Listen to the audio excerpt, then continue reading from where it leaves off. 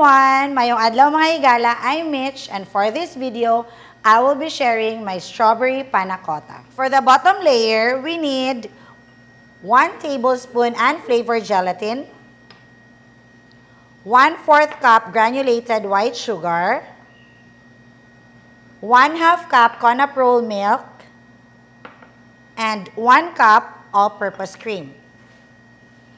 For the top layer, we need 1 cup cold water, 1 tablespoon unflavored gelatin, 1 to 2 tablespoons strawberry flavor, and of course, the strawberry DLA. For the decorations, you can use fresh strawberries or heart fondant and some whipped cream. In your saucepan, mix your cold milk and your unflavored gelatin.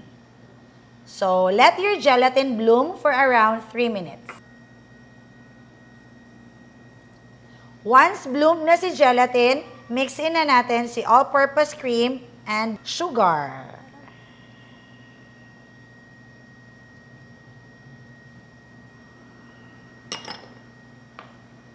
Okay, then, medium heat tayo. Let's melt the gelatin.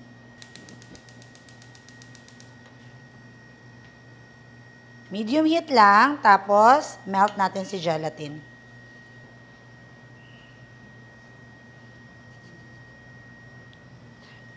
So, see, smooth na, tapos melted na si gelatin. So, after nyan, you need sifter para sala natin. Just to make sure na melted lahat.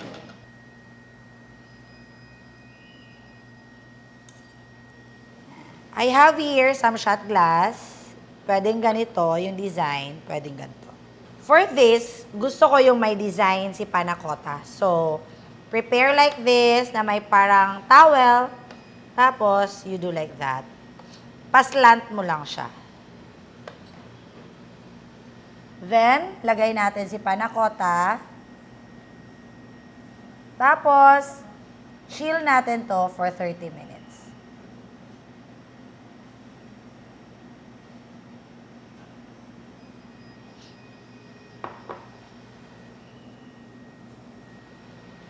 So, while chini-chill natin yung bottom na layer, mix na natin si cold water and yung unflavored gelatin.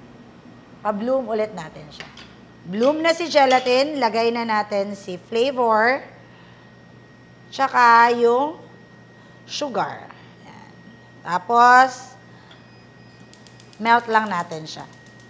So, once melted na, lagay na natin si DLA. Don't forget to puree si DLA ha, kasi may mga buong strawberry yan. So, puree nyo siya.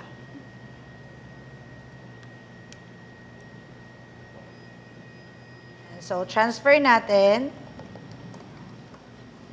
Then, kunin na natin sa chiller yung panna cotta.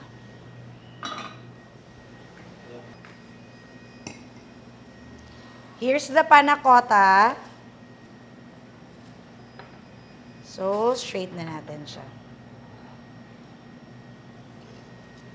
Make sure yung top layer mo or yung second layer, hindi ganun kainit. Okay? Then, let's put.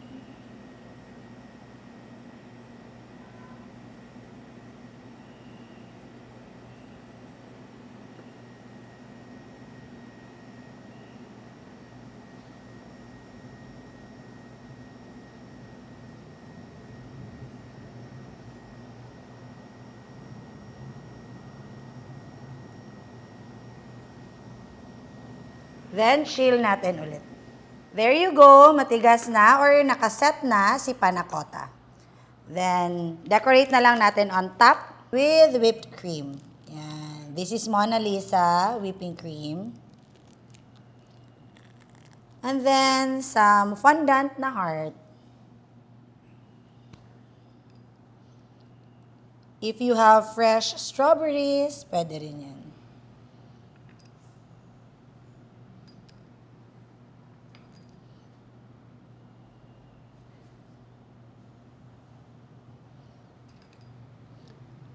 Nahuli yata tayo for Valentine's.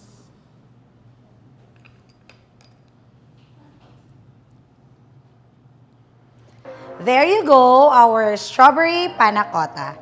For the ingredients, don't forget to visit Sweet House Baking Store here in Cagayan de Oro, Baliñasag, or in Palawan. And don't forget to like and subscribe my YouTube channel. Enjoy baking!